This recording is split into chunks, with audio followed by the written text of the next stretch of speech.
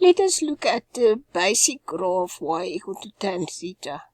We've already drawn it using the unit circle, and we must remember that the definition of tan theta in the Cartesian plane is y divided by x. So in this case, y is my vertical value and x is my horizontal value. Although in our case we have theta for horizontal, but that is just in the Cartesian plane. When we work with radians, then we use it like that.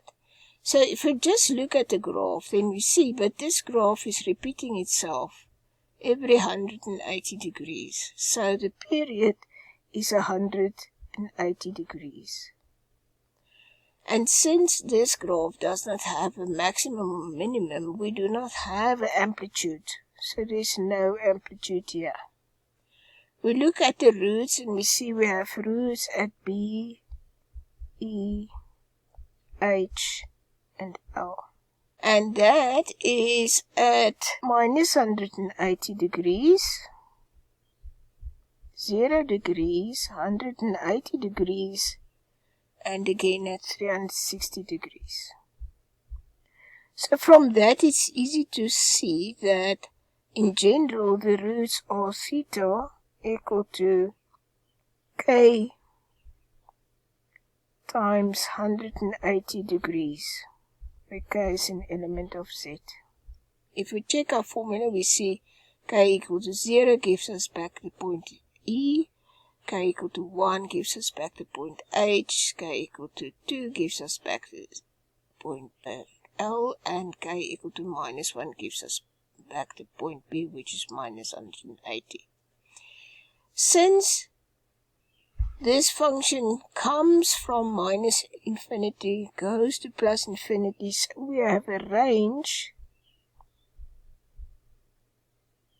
equal to from negative infinity to plus infinity. We do not have extremes. There are no extremes. No minimum, no maximum. What is important though is that we do have vertical asymptotes. And vertical asymptotes you can see here. They are theta equal to minus 90 degrees, plus 90 degrees, 270 degrees, etc. So they are the vertical asymptotes. In general, if we try to write it down, we can, for instance, say k times 90 degrees, and that will satisfy. If k is equal to minus 1, I will get minus 90. If k is equal to plus 1, I will get 90 degree. But if k is 0, that is not there. Now, so, okay, let's start at 90. And then the next one will be 180 degrees further.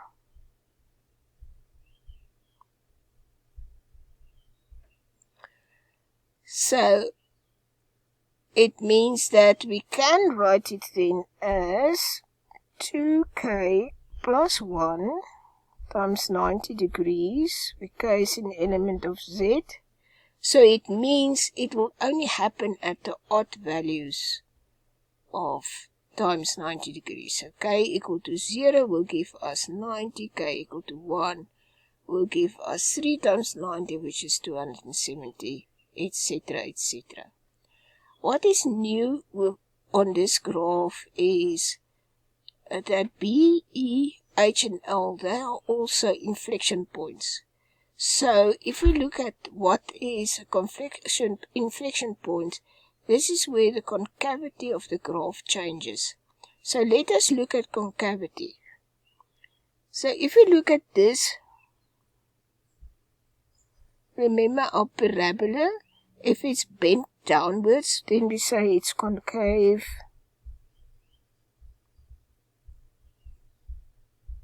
down. And if it's like that, then it's concave up.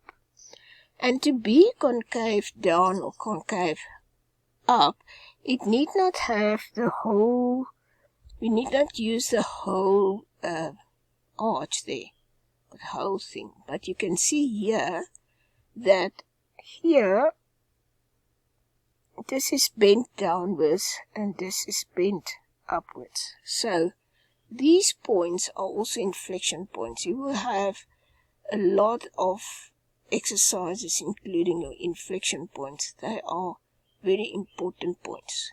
The other thing I want to emphasize are these points C, F, J and M.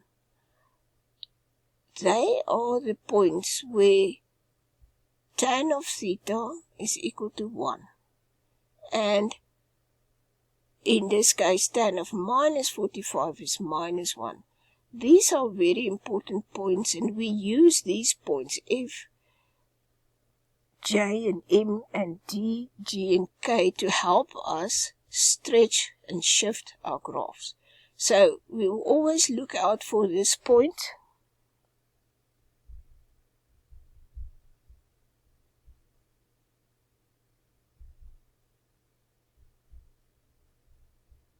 We'll always look out for that point, and then from there onwards we will look at the graph.